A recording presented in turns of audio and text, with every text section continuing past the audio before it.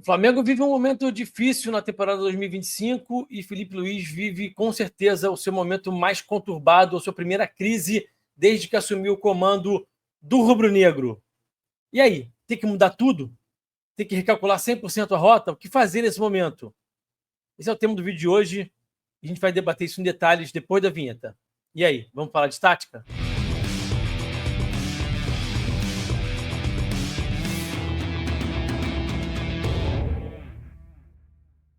Antes da gente seguir com o conteúdo, é claro que eu vou pedir para vocês deixarem o like. Não se esqueça do like, que é muito, muito importante, tá? Deixa aí o seu joinha e também te peço para você se inscrever no canal.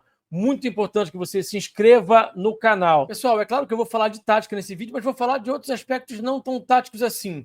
Vamos primeiro para a parte tática. A gente está vendo um time titular aqui, que seria, em tese, o time ideal do Flamengo. A gente pode falar, de repente, se o BH merece vaga ainda ou não, mas vamos ficar com esse time aqui por enquanto, tá? Não vamos pensar agora em peças, não.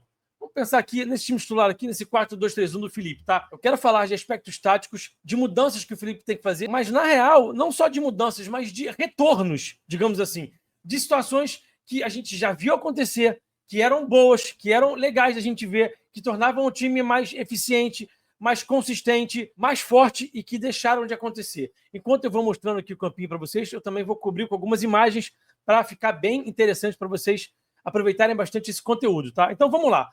4-2-3-1, aqui com esse time base, Rossi, Wesley, Ortiz, Danilo, Alexandro, De La Cruz, Pulgar, BH, Arrascaeta, Gerson e Pedro. Vamos botar agora esse time construindo. Primeira fase de construção, 3-2-5, vamos botar aqui a bola com o Danilo.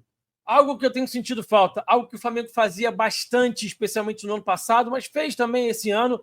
Eu tenho sentido falta dessa situação aqui, dos meias e do centroavante baixarem em apoio, para o time se compactar, se aglomerar, atrair a última linha do adversário e aí os zagueiros e os volantes, especialmente os zagueiros, acharem essa bola na profundidade para, por exemplo, o Bruno Henrique. Tem outras flechas no Flamengo, além do Bruno Henrique. Tem o próprio Michael, que não vem jogando bem, mas que quando está em campo pode ser uma opção de bola longa na profundidade. O time vem fazendo isso bem menos e era uma bola que eu gostava. A bola chega rápido no campo do adversário, chega rápido na baliza do adversário, o Flamengo avança rápido, a bola circula, você deixa o adversário desconfortável, o adversário tem que correr para trás, a última linha afunda. É uma situação que deixa o adversário muito preocupado e o time tem feito pouco. Para além das flechas BH e Michael, tem também as flechas Gerson e Wesley. Fala-se muito pouco do Gerson atacando espaço, tá? O Gerson é um cara que sabe atacar espaço, que com o São Paulo lá no Marcelo, por exemplo, fazia muito esse movimento, e que funciona assim também como uma flecha. Tem no ataque ao espaço uma característica importante do seu jogo, tá? Vamos voltar aqui para o 3-2-5, vamos colocar o Flamengo de novo construindo em primeira fase de construção e vamos olhar aqui para outra situação que me chama a atenção negativamente, que é a falta dessa troca aqui, ó, do Gerson com o Wesley, tá? Vamos voltar aqui para a gente ver, ó. Gerson por dentro e o Wesley em amplitude, né? Essa é a estrutura normal. O que eu gostaria de ver um pouquinho mais, pelo menos de vez em quando, eles trocando de posição. O Gerson pisando um pouquinho na linha e o Wesley aparecendo por dentro. Isso por quê? Porque quando o Wesley ultrapassa aqui nesse meio espaço, quando ele faz esse movimento de ultrapassar no meio espaço, eu já falei que ele é uma flecha, que ele ataca muito bem o espaço, ele recebe essa bola muito mais próximo da baliza. Então, quando o Gerson recebe a bola aqui em amplitude, quando o Gerson recebe essa bola aqui pisando na linha e aciona o Wesley aqui na profundidade, ele já dentro da área, ele só precisa fazer o passe para trás. É muito mais simples para o Wesley fazer esse tipo de cruzamento, esse passe de retorno que a gente chama aqui na linguagem mais técnica, no tactiquez, é muito mais fácil para ele do que o cruzamento lá de longe, lá de perto da linha lateral. Quem me acompanha aqui há mais tempo sabe que eu falo isso há bastante tempo. E no ano passado a gente viu isso acontecer. Pouco ainda, eu gostaria de ver mais do que eu vi no ano passado, mas no ano passado a gente está vendo de vez em quando. Vou lembrar aqui do gol do Ayrton Lucas contra o Bahia. O Arrascaeta vem circular aqui pelo lado direito, o Wesley faz um movimento, o Arrascaeta acha esse passe para ele, ele faz o passe de retorno, o BH chega chapando essa bola, o Marcos Felipe faz a defesa e o Ayrton Lucas faz o gol no rebote do Marcos Felipe. É uma dinâmica que eu sinto falta, é uma dinâmica que potencializa o Wesley e que bagunça um pouco a marcação adversária. Você troca um pouco de posicionamento do Gerson com o Wesley, confunde o marcador que está sempre marcando um destro, de repente passa a marcar um canhoto e vice-versa. Então é uma situação que cria uma dinâmica diferente, que gera uma surpresa, que bagunça um pouco ali a marcação do adversário, tá? Vamos olhar para uma outra situação que eu quero falar que é importante, tá? Que é a situação do Arrascaeta muito preso ao lado esquerdo. Estou vendo o Arrasca muito preso nesse lado aqui esse ano, mais recentemente, especialmente nas últimas partidas. O Flamengo tem pesado muito esse lado esquerdo, tem feito lá o tal do overload, como diz o Felipe Luiz, pesa ao lado esquerdo para trabalhar um jogo associativo aqui, de vantagem qualitativa, para poder gerar vantagem a partir desses toques curtos. Mas eu tenho visto o Arrascaeta muito preso aqui. E, na minha visão, o 10, no esquema 4-2-3-1, ele precisa circular. Olha aqui o mapa de calor do Arrascaeta contra o Cruzeiro. Muito preso ali naquele lado esquerdo. Foi assim contra o Grêmio também. Tem sido assim nas últimas partidas. E olha agora o mapa de calor do Arrascaeta contra o Atlético Mineiro na final da Copa do Brasil no ano passado. Olha como é que ele circulou mais pelo campo. Eu acho que esse tipo de movimento, essa circulação do Arrascaeta, potencializa o time. O time funciona melhor com o Arrasca circulando mais próximo de onde está a bola, até para potencializar o próprio Wesley. Acabei de falar do Arrascaeta fazendo esse passe para o Wesley naquele gol do Ayrton Lucas. Tem aquele gol célebre também do próprio Wesley, que o Arrascaeta vem trabalhar aqui por dentro. O Wesley está mais por dentro também, eles estão mais próximos.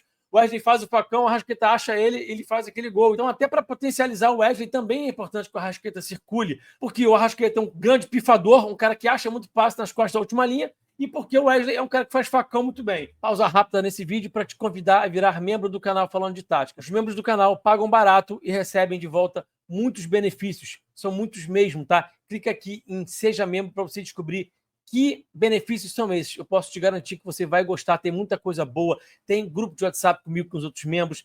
Tem muita coisa legal. Então, clica aqui em Seja Membro para você descobrir quais são os benefícios. Eu posso te garantir que você vai gostar. A relação ganha-ganha. Você ganha daí, eu ganho daqui também.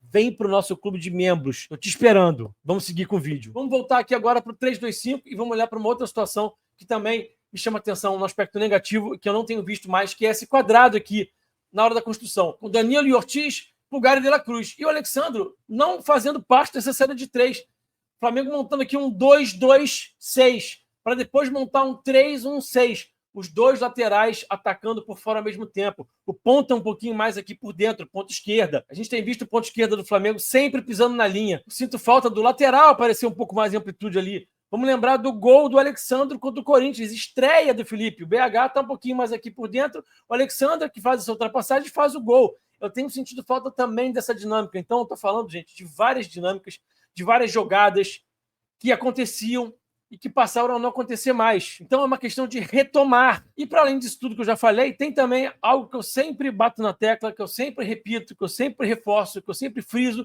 que é a questão da disputa de primeira e segunda bola, que foi uma grande mudança no Flamengo quando o Tite saiu e chegou o Felipe. O time do Tite tinha muita dificuldade de vencer a primeira e segunda bola, perdia muito volume de jogo porque não conseguia vencer esse tipo de jogada. Quando o Felipe chega, ele muda completamente isso, traz um time mais compacto, traz um time mais capaz de vencer primeira e segunda bola, até porque tem dinâmica para vencer primeira e segunda bola que não tinha no time do Tite, e isso vem nos últimos tempos desaparecendo, especialmente no recorte mais recente.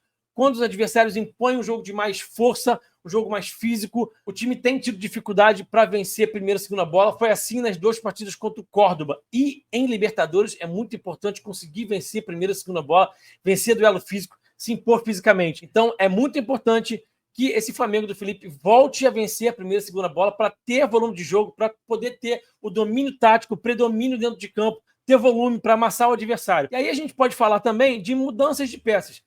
Eu, particularmente, não acho que é tão essencial assim mudar peças. Eu acho que ele tem que pensar em colocar Ortiz e Danilo, por exemplo. Eu acho que ele pode fazer algumas reflexões e ele pode, inclusive, rodar um pouquinho mais desse time, que parece um pouco cansado, sim. Então, nesse sentido, dá até para ele mudar algumas peças, mas eu não vejo necessariamente a mudança de peças como algo que vai, de fato, mudar o time. Pode mudar aqui e ali pontualmente, pode melhorar aqui e ali pontualmente, mas, na minha visão, não é algo tão essencial. Tá? Eu quero ler vocês nos comentários. Vocês acham que mudar peças é tão essencial assim? Quem vocês mudariam? Eu não acho que mudar peças de início vai fazer tanta diferença, mas as substituições eu acho que é importante o Felipe rever. Eu já fiz o conteúdo aqui sobre isso, fiz um vídeo somente sobre isso.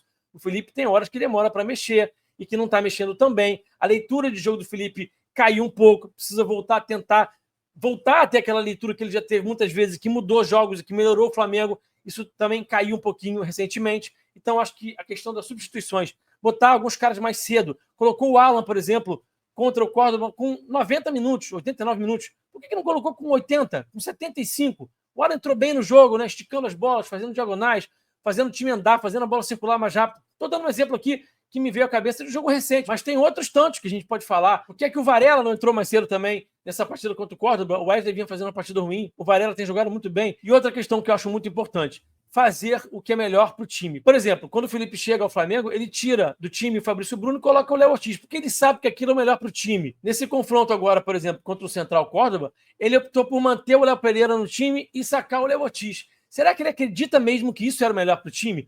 Eu fiquei com a impressão que ele não quis dar o braço a torcer. Ou seja, se está todo mundo pedindo para tirar o Léo Pereira, eu vou bancar o jogador, como eu tenho que colocar o Danilo também, que já não jogou no final de semana, eu vou tirar o Ortiz. E aí, no fim das contas, acaba metendo os pés pelas mãos, porque tira do time o melhor zagueiro, talvez brasileiro hoje. Então, talvez para mostrar força, para mostrar que não está preocupado em agradar a torcida, acaba mantendo o Léo Pereira no time e prejudica o time de alguma forma, sabe? Acaba não fazendo o que é melhor para o time. E aí tem uma outra questão que também é muito importante, que é a questão da mentalidade. Aí não tem só a ver com o Felipe, né? É preciso mudar a mentalidade desse clube de uma forma geral. Jogadores não podem fazer 1-0, começar a tocar de letra. Não pode também, quando toma um gol, entrar em desespero, como aconteceu no Maracanã contra o Córdoba. Então, nem quando faz 1-0 não pode começar a dar toquinho, e nem quando toma 1-0, por exemplo, pode se dar ao luxo de entrar em desespero. Precisa ser um time mais competitivo, mentalmente mais forte, porque senão vai ficar pelo caminho, especialmente em Libertadores, que qualquer erro, que qualquer noite ruim pode ser fatal. E aí, esqueci alguma coisa? O que mais que o Flamengo precisa mudar